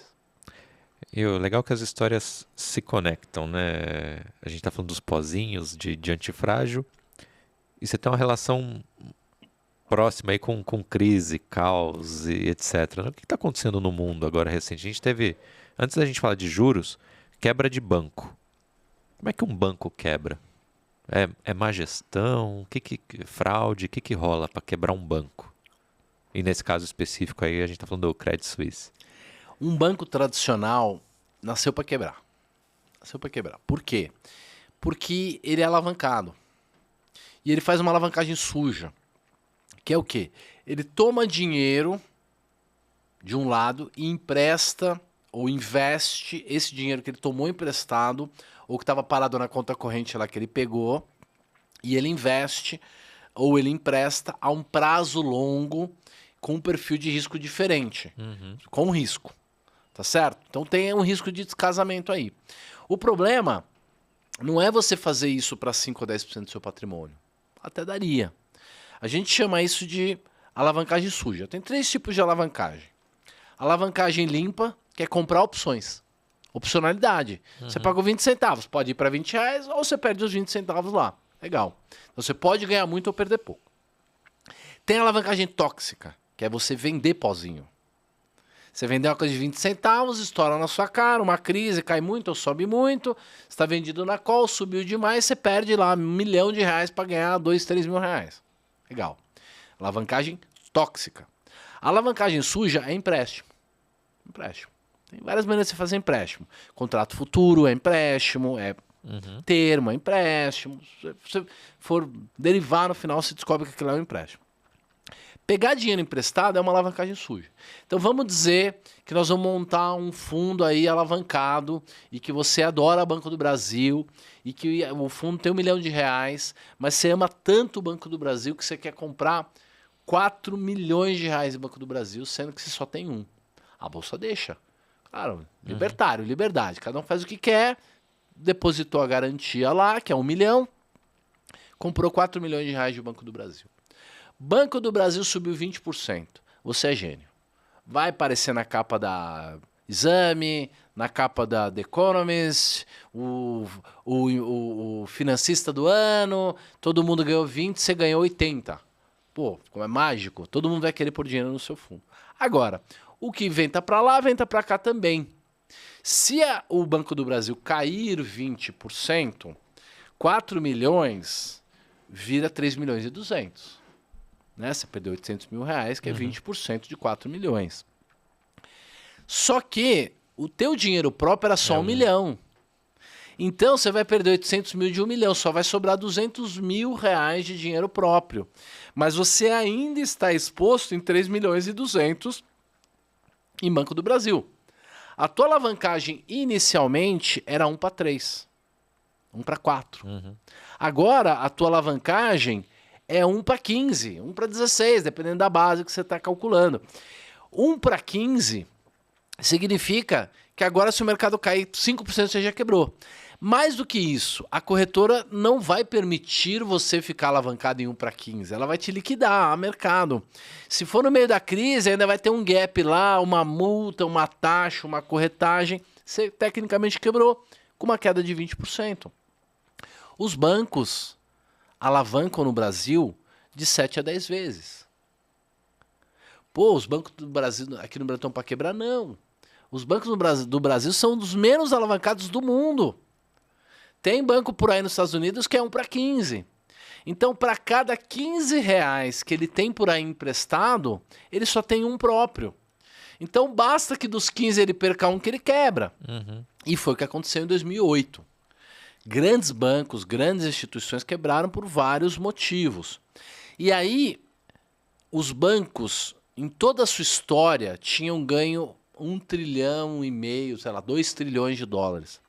O Banco Central e o Tesouro Americano e o governo americano tiveram que injetar nos bancos 5 trilhões de dólares. Então injetou-se mais nos bancos na crise de 2008 do que os bancos ganharam de dinheiro na história toda. Então banco é um bicho esquisito, é uma pirâmide, né?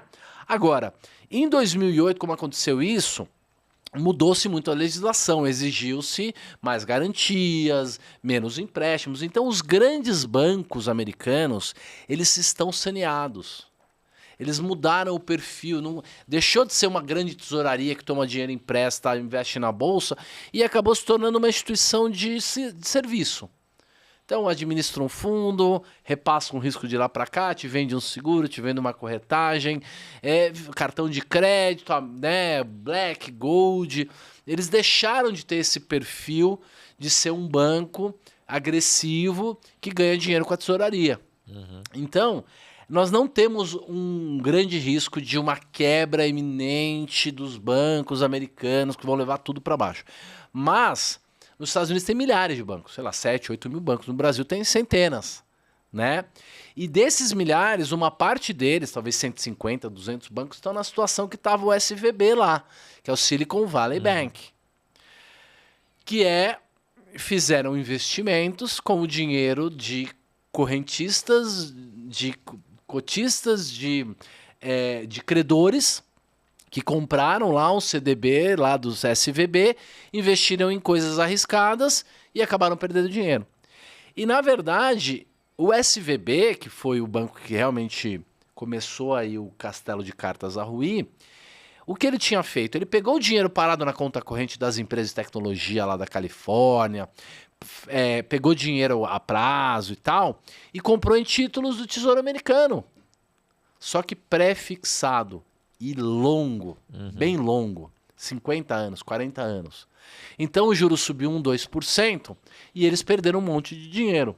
Pô, um banco de 200 bilhões de dólares não sabe que você não pode ficar vendido, né, comprado numa pré e vendido numa pós. Foi o que os caras fizeram. Então, começou a subir os juros e os títulos americanos começaram a se desvalorizar, porque eles eram pré-fixados. Não vamos explicar aqui, porque levaria um tempinho, mas renda fixa não é fixa, é variável e tem risco. O episódio anterior foi sobre renda fixa. Então a galera assista, já está por dentro. Nós já. vamos deixar o link aqui em cima, você clica aqui para entender. Episódio 14. Tem assunto renda fixa. Exatamente. Então, o fundo quebrou, o banco quebrou, investindo no Tesouro Americano. E aí ia quebrar outro banco, né? Aí não deixaram quebrar lá nos Estados Unidos. E esse outro banco, ele tinha investimentos das empresas de Bitcoin, de criptos, o Circle, tinha 3 bilhões de dólares parado na conta lá do SVB. Então, no final, o banco... o SVB não foi salvo. Tá? O banco, de fato, foi liquidado.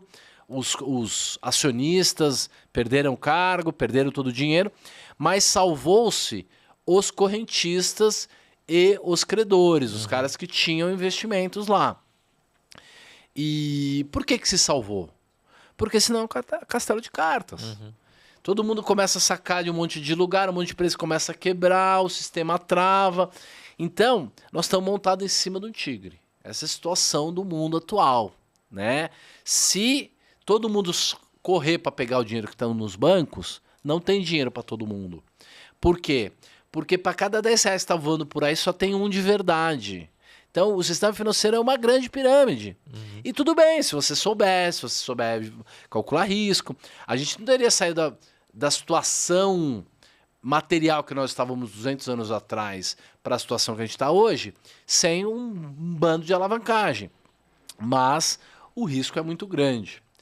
O Credit Suisse é um banco que já vem sofrendo por ingerências, problemas de imagem, mudança no sistema financeiro, não estar atualizado com as tecnologias já faz mais de uma década. 20 anos atrás, quando a gente começou, o Credit Suisse era o Credit Suisse era o que tinha, era a coisa mais legal do Brasil. E a galera com o nariz em pé, entendeu? Metida pra caramba e tal. Então, essas grandes instituições, principalmente que não tem dono, entendeu? Um fundo da Arábia tem um pedaço, o governo da Suíça tem outro, não sei o que, os bancos, quer dizer, não tem um dono lá para ficar olhando o risco, acaba se dando mal mesmo. Então, assim, o Credit Suisse meio que caiu de maduro, né? Foi incorporado pelo UBS, que é a União dos Bancos Suíços, era um outro grande banco. O Banco Central da Suíça teve que intervir, vai pôr dinheiro, vai acabar de alguma maneira facilitando essa fusão ou essa incorporação, né? Vai virar um banco enorme. O próprio BS andou caindo, o risco do BS, inclusive, andou aumentando, porque ele está incorporando uma coisa muito, muito grande e ainda está vendo os credores do Credit Suisse. Aí eles vão tomar uma penalidade, não vão. Então, assim, bancos muito grandes não podem quebrar e não pode ter uma corrida bancária nos Estados Unidos e no mundo, porque senão não tem dinheiro para todo mundo. Então, quando o Fed começa a subir juros, você já começa a ver quem está nadando pelado ali, você já começa a saber quem está naked ali, quem está descoberto, né? E aí, em algum momento, começa a pressionar, algumas empresas, alguns bancos começam a quebrar. Para quê? Para que o aperto monetário seja o suficiente para diminuir a inflação. Para que as pessoas queiram comprar menos bens e os preços diminuam, para que você possa baixar os juros de novo. Por quê? Não adianta você ter um juros de 2% ao ano e uma inflação de 6%, 7%. Porque aí o juro é negativo. E aí você desincentiva as pessoas a poupar, você incentiva as pessoas a fazerem coisas imprudentes, como comprar um pré-fixado americano de 50 anos a 2% de juros, comprar qualquer startup, comprar qualquer moeda que tem aí na frente, porque a renda fixa não paga nada, os juros não pagam nada. Então, do mesmo jeito que o Banco Central quer baixar os juros, o governo quer, qualquer governo quer baixar juros, a gente tá vendo aí. Por quê? Porque aí o povo pega o dinheiro e compra picanha e é feliz e contrata gente e tal, mas ao mesmo tempo que se você baixa os juros demais, você acelera, incentiva demais a economia e aí você começa a ter inflação, começa a ter quebradeira, o cara investe em coisas erradas e esses são os ciclos. É assim que os ciclos acontecem. Então agora que o brinquedo começou a estragar, o Banco Central americano está tendo que diminuir um pouquinho esse aperto monetário. Tivemos o aumento de juros aí no dia 22 de março. Isso fez com que o aperto monetário fosse um pouco maior, mas aumentou-se só 0,25, era esperado antes das quebradeiras 0,50. E, inclusive, o mundo começou a subir um pouquinho. Pô, tem banco quebrando e as pessoas estão otimistas. Por que estão otimistas? Estão otimistas porque o Banco Central vai ter que intervir, salvando esses bancos, dá uma sensação de segurança maior e a Bolsa volta a subir. Então, assim, 20, 30 anos atrás, o mundo tinha 20%, 30% de dívida sobre o PIB. Então você pegava as famílias, as empresas e o governo, somava toda a dívida. comparava com o PIB daquele país, ou PIB global, e o PIB era 1 bilhão e a dívida global tudo era 300 milhões. 30% sobre a receita. É aceitável. Sei lá, né? Uma alavancagem suja, mas não é tão grande. Hoje, é mais de 260% do PIB. Em 20 anos, o endividamento aumentou dezenas de vezes. O Japão, o governo do Japão deve 270% do PIB. Significa o quê? Significa que a alavancagem já está parecida com aquela lá do Banco do Brasil. Quando chegar em 1 para 3, 1 para 4, se o PIB global cai 20%, a alavancagem vai de 3, 4 para 15, 16. Se o mundo dever, em algum momento, 16 vezes aquilo que ele produz, a dívida ficou completamente impagável. Por isso tem a palavra jubileu. O que é o jubileu? Era na história, quando as dívidas ficavam muito grandes, aí o monarca chegava lá e falava, ó, salvou todo mundo, tá salvo aí. Vamos zerar as dívidas de todo mundo, começamos tudo de novo e aí volta a ter prosperidade. E aí, muita gente por aí tá usando um termo, Great Reset, o grande reset global. Nós não sabemos, porque é um termo que não tem nem definição exata. Mas não deixa de ser um grande jubileu, né? Pô, um dia a gente vai acordar e ninguém vai estar devendo nada para ninguém, mas e os credores? E o cara que deixou de comprar o carro pro filho, deixou de ir no restaurante para poupar pro longo prazo, o cara que acreditou que se você tivesse virtude, paciência, sacrifício, dedicação, você ia conseguir no longo prazo, né, constituir um patrimônio para deixar para sua família, para criar segurança. E esse cara que de uma hora para outra vai ter menos dinheiro, né? Ou por causa de um reset, ou por causa de uma inflação galopante global, ou por causa que ele investiu numa empresa, a empresa quebrou, e esse cara que foi prudente e que está sendo penalizado, o que acontece com ele? Qual é o ensinamento, a lição que a gente deixa para o mundo? Que é melhor ser imprudente, que o governo vai ajudar. E esse é um problema do quê? Esse é um problema que a maioria das pessoas que vota não entende de finanças e quer o carnê. Não importa a dívida, ele quer o carnê lá para comprar a roupinha, a viagem, né, sei lá para onde, e a picanha. Ô Roxo, eu gosto quando... Eu nem preciso falar no podcast, o problema é que eu esqueço, que eu tenho que falar algumas coisas. Então, só pra gente seguir a conversa, eu preciso apresentar o vinho.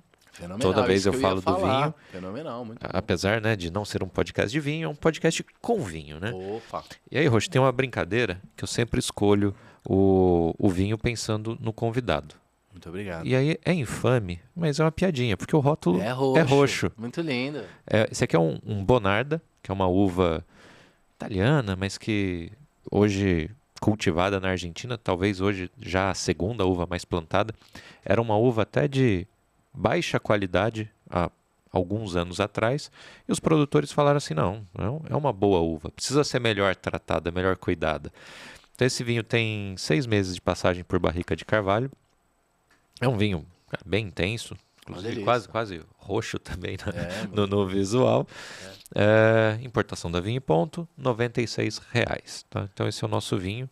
E o outro recadinho que eu acho que eu também não dei no começo do programa, se dei, vai 2 vezes, a gente grava o podcast aqui na Crosshost. Fenomenal. O Roxo gostou bastante aqui da estrutura. Fenomenal. Então eu sempre falo, se você também quer, assim como eu, gravar um podcast, tem o link na descrição, entra em contato, manda mensagem, vão ser muito bem atendidos aqui. Um dos melhores lugares de gravação de podcast que eu já fui, gostei muito. O vinho tá uma delícia. Eu já fui metido a tomador de vinho no passado.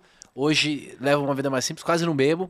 Então se vocês me verem bebendo por aí, é um prestígio. Que bom. Estou prestigiando aí quem me ofereceu a bebida. Tá uma delícia, eu adoro, não é que eu não gosto de bebida, eu gosto, talvez goste demais, por isso que eu bebo pouco. E é uma delícia. Parece um Carmenère, uma coisa assim? Ele tem uma pegada que é uma picância. Por isso que talvez aí lembre o Carmenère ou um Cabernet Sauvignon. Ele tem esse toque de especiaria. Então é um vinho com bastante fruta, tem essa nota mais picante e ele tem um toque de grafite. O que torna talvez fácil identificar um Bonarda, às vezes esse toque de grafite. Um mineralzinho ali que normalmente os outros caras não vão ter. Isso. O Pinotzão lá é que tem bastante Tô querendo me meter a falar de vinho de novo. Não, Depois você me mas dá uma aula, me explica aí. Ué, depois Mas dessa tá aula de uma opções, eu delícia. preciso retribuir de alguma forma. Precisa, muito E aí, por que é um obrigado. podcast com vinho? Porque é a forma de eu comprar meus convidados, né? Imagina que gostoso. Meio da Levou. tarde, tomando um vinho Chado, levou. e falando... Em jejum ainda, tô só no jantar, Caraca. por isso que eu tô de leve. Não, então tem que segurar mesmo.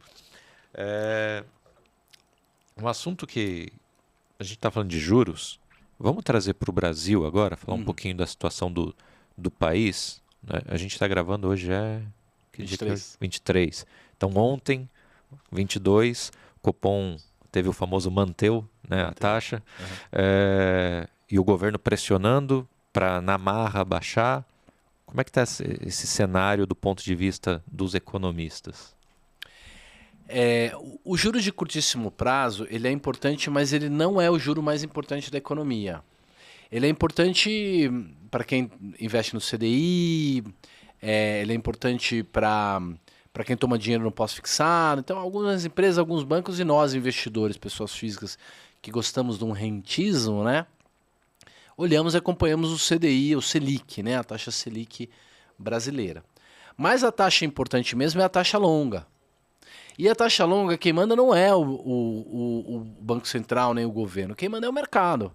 O governo tenta emitir a dívida e o governo brasileiro deve hoje 85% a 90% do PIB em dívida. Para um país que está em desenvolvimento, até que é uma dívida alta. Mas se comparar com os países desenvolvidos, tipo o Japão, entre outros, não é uma dívida tão grande. A Itália é 150%, por exemplo. Então, assim, o governo brasileiro não deve tanto, mas a gente tem aquela memória, né? Aquela tradição de fazer algumas lambanças fiscais e começar a ter déficit. E aí, quando você faz a conta no longo prazo, você percebe que desse jeito não vai conseguir pagar as contas, então vai ter que haver mudança. E isso gera um risco adicional. Um risco adicional, por exemplo, em comparação com o juro americano, que está 4,75. Aqui está 13,75, sendo que a inflação brasileira está menor que a americana, né? Quem diria? Por que a taxa brasileira é tão alta? Por que o nosso presidente do Banco Central, Roberto Campos Neto, manteve, né, a taxa em 13,75? Porque a incerteza global está muito grande, nós temos um governo novo que ainda não se alinhou com o mercado, não saiu o tal do arcabouço fiscal, que é um plano para como é que as dívidas e as contas vão ser pagas. É um plano dizendo, nós vamos faturar isso, nós vamos pagar assim, assim, assado, então a conta vai fechar.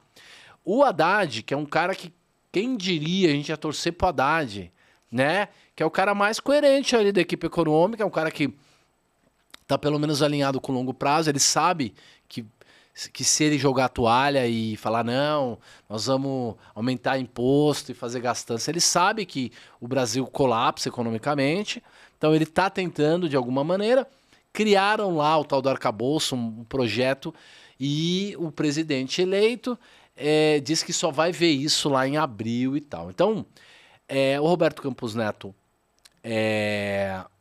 fez o comunicado, lembrando que é o Copom, é um Comitê de Política Monetária. E que o Copom não é composto só do Roberto Campos, tem mais gente do Banco Central e tem pessoas de ministérios e tal. Então, é a composição e outros diretores e tal. E que a meta da inflação também é definido por vários ministros, e não só o Banco Central. E que o mandato do Banco Central e do presidente do Banco Central é controlar a inflação. E que a meta da inflação definida pelos ministros é uma inflação de 3,5%, é isso? Acho que 3,25%, 3%, sei lá, uma coisa assim. E nós estamos em 5 e tanto. Então a gente ainda precisa que a inflação converja, caia mais um pouquinho para chegar na meta, que é o mandato, é o que o Banco Central é obrigado a levar a inflação para 3 e pouco. Para isso ele precisa o quê? Ele precisa fazer um aperto monetário. Então já faz várias reuniões do Copom que a gente mantém a taxa em 13,75 e a reclamação é, o Brasil tem o maior prêmio de risco, juros reais de todo mundo, porque a inflação está em 6 e o juro real é 13,75, dá quase 8% ali de juros reais. e dizem que teria espaço para cortar um pouquinho. Legal, você poderia cortar 0,25. O problema é que as pessoas perdem a confiança, o mercado internacional perde a confiança. E nós não estamos chutando. Vamos ver a última vez que isso aconteceu na Turquia e na Argentina. Os caras mexeram na meta da inflação, baixaram o juro na marra, baixou o juro na marra, ferrou. O que acontece? O dólar sobe, o juro longo sobe, a bolsa cai e não resolve nada, porque a pessoa física que quer pegar dinheiro lá baratinho, emprestar tal, é outro juro que manda, não é o juro do Selic. Então assim, tá apertado? Tá. Mas por quê? Porque o mandato é esse, é apertar ainda um pouco mais a economia para que a inflação converja e você consiga baixar juros. Então daria para baixar, mas a própria mensagem que o Copom, passou, não, ele mesmo ele faz um pronunciamento logo depois aí do anúncio, né? E ele disse: é isso, ainda tem muita incerteza na inflação, ainda não tem o arcabouço fiscal, vamos manter os juros dessa maneira. Ele poderia ter sinalizado, quem sabe na próxima, dependendo da dinâmica, também não sinalizou muito. Então realmente ele foi bem durão assim, né? E é bom, você vê, o Brasil foi na frente de todo mundo. O Brasil começou antes, subir juros, o Brasil deu lição de casa. O Roberto Campos Neto e o Banco Central é o melhor Banco Central do mundo hoje. E os banqueiros brasileiros são os melhores banqueiros do mundo hoje. Os fundos multimercado brasileiro foram os que mais renderam aí no último ano e pouco. Por quê? Porque a gente manja de inflação e a gente manja de juros. E o mundo não manja. O americano não sabia o que era inflação. Como é que estão subindo os preços? Como é que é isso? Mas não custou sempre assim? Eles não sabem o que é inflação. E até pra gente fechar, Roxo, que estamos dando nosso horário aí, a conversa vai voando. Óbvio que quando a gente fala numa carteira de investimentos, a gente não pode ficar atrelado a quem é o governo, né, pensando em longo prazo. Mas o que o investidor pode esperar nos próximos 4 anos? O que ele precisa de cautela? O que ele dá para apostar mais? Como é que você enxerga isso? Eu vou dar um modelinho padrão, que você pode usar, o investidor pode usar em qualquer cenário. Que é aquilo que é a base da tal da carteira antifrágil, tá? Que é algo que a gente chama de método ou estratégia barbell. O que é barbell? Barbell é o peso, né? O barbell é o halter da academia. É aquela barra onde você coloca os pesos e você faz ali o supino, faz ali o seu exercício. Uma estratégia barbell de investimento, ela tem o mesmo princípio, que é o quê? Você colocar os pesos da sua carteira nos extremos e fugir daquilo que a gente chama de risco médio. O que é risco médio? Risco médio é aquilo que pode render um pouquinho a mais, mas pode ir para zero. Entendeu? É aquilo que pode render um pouquinho, tipo debêntures da Americana 1 ano e meio atrás. 3G, você acha? Não vai quebrar nunca. Tá pagando 120 do DI. Entendeu? Você acha que eu vou aplicar no Tesouro Selic que não tem risco para ganhar 100 do DI? Vou aplicar 120 do DI na Americanas. Pra você ganhar 1%, 0,5% a mais por ano, quando o juro era baixo, você correu o risco de quebrar. Você correu o risco médio. E nesse caso quebrou mesmo. Então qual que é a ideia? É você colocar a sua alocação, o seu risco nos extremos. A maior parte do portfólio você vai colocar em investimentos ultra seguros, ultra conservadores. 70%, 80% do dinheiro ultra conservador. Então veja, eu vim aqui falar do pozinho que multiplica muitas vezes, agressivo e tal, mas eu sou ultra conservador. Ultra conservador. A maior parte do dinheiro é numerário, é dinheiro da conta de banco de primeira linha, é CDB de banco de primeira linha, um pouquinho de Treasury, um pouquinho do Tesouro Selic. 70%, 80% do capital. O resto, os 20%, 80% que sobrou, vai pro pau. Risco para valer. Entendeu? Bolsa, fundo imobiliário. O negócio que fundo imobiliário é conservador, não é não. Quiser ter um pouquinho de cripto, dá até para ter. Então, todo o teu portfólio de risco tem que caber em 20% ou 30% do teu capital. Qual é a lógica por trás da estratégia barbell? A lógica por trás da estratégia barbell é que se você correr mais do que 30% de risco e você tiver grandes quedas sequenciais acontecendo várias vezes, como cada vez que o 30% caiu, a bolsa caiu, então o teu 30% virou 20%. Você vai comprar mais bolsa. Porque o teu mandato é ter sempre 30% de bolsa. Então a bolsa caiu, você compra mais bolsa. A bolsa caiu, você compra mais bolsa. Quando o mercado volta, você tem bolsa baratinho. Você vai poder vender caro. Então você vai poder fazer o rebalanceamento entre ultra seguro e ativos de risco. Para valer. Se você fizer isso, é o que todo mundo faz, que é rebalancear, precisa fazer isso. Se você tiver mais que 30% de risco e você tiver perdas sequenciais, o teu capital pode ir a zero. Então a única maneira do teu capital não ter nenhuma condição de ir a zero é você não ter mais do que 20% ou no máximo 30% em risco. Então, independente do cenário futuro, nós não sabemos nem que nós vamos almoçar amanhã, vai saber daqui 4 anos, é imprevisível. Mas ter muito risco é imprudente e em algum momento vai dar errado. Ter pouco risco também é um risco que você não pode correr. Você não pode correr o risco de você colocar 100% do seu capital na Selic para render 13,75 e daqui um ano e meio, os juros voltam para 5 e você não montou uma carteira, e aí você vai ter um rendimento de 5% ao ano. Então, você precisa usar o zigue-zague do mercado a seu favor. Quando o mercado cai muito, vai sobrar um espacinho no seu barbell ali, você compra um pouco mais de bolsa. Se a bolsa subiu muito, os 30 vira 40, vira 50. Ele derrama. A sua bolsa ela fica mais do que você deveria ter. Nesse momento, você rebalanceia, vende um pouco de bolsa e coloca no ultraconservador. Então, quando você faz o balanceamento dinâmico de um portfólio barbell, você vai fazer exatamente aquilo que toda e qualquer pessoa deveria fazer, que é comprar barato na queda e vender caro na alta. Não precisa ler o jornal, Financial Times, acordar 4 da manhã para saber como é que está a bolsa da China, descobrir sobre a inflação da Argentina, porque você vai estar usando as leis da natureza para conseguir ganhar dinheiro no longo prazo. Sensacional, Roxo. Muito obrigado. A gente tem uma tradição aqui, todo convidado precisa assinar a rolha do vinho. Bom demais. Eu, como aqui. um bom português, eu recebi o meu RG português agora. Ah, é? Então, no próximo, eu já tenho o convite estendido, né? No próximo programa eu vou trazer um vinho português, então. Fechou. No próximo nós tomamos um Portugal.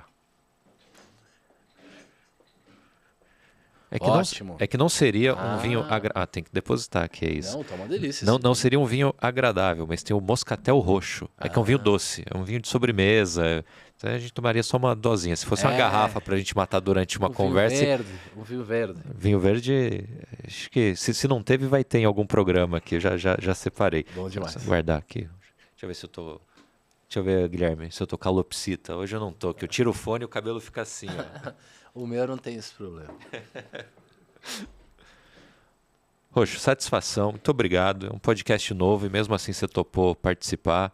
Muito legal da sua parte. Tenho certeza que a galera gostou demais aí do programa, que foi uma aula. Eu mesmo aprendi bastante coisa que para mim foi novidade, vamos dizer assim. Eu que agradeço enormemente, muito obrigado. Já é um sucesso o podcast, conte com a gente. Vou mandar mais pessoas interessantes aqui para ser entrevistado por você. Edil, muito obrigado, você é um cara super simpático. Sua loja é a centenas de metros do meu escritório. Já tá o convite para passar ali para tomar um vinho também. Eu até já sei onde é, nós encontraremos na subidinha ali. Gente, muito obrigado a todos. Sigam o canal do podcast, deixa o like aí, manda para alguém que você queira que aprenda um pouco mais. E os meus canais, Luiz com Z, Fernando Roxo. Tem muito fake por aí, então dá uma conferida. Tem bastante mesmo. Eu vou deixar o link na descrição, tanto do Instagram, que eu sempre deixo, do site, e no próprio site já direciona para os cursos, né? Perfeito. Quem entrar no site consegue. Consegue. Maravilha. Roxo, saúde. Saúde, a nossa. Valeu. Para quem assistiu até o final, muito obrigado pela sua audiência. Roxo deu o recado aí, se inscreve, por favor, me ajuda. É isso aí. Até o próximo episódio. Valeu.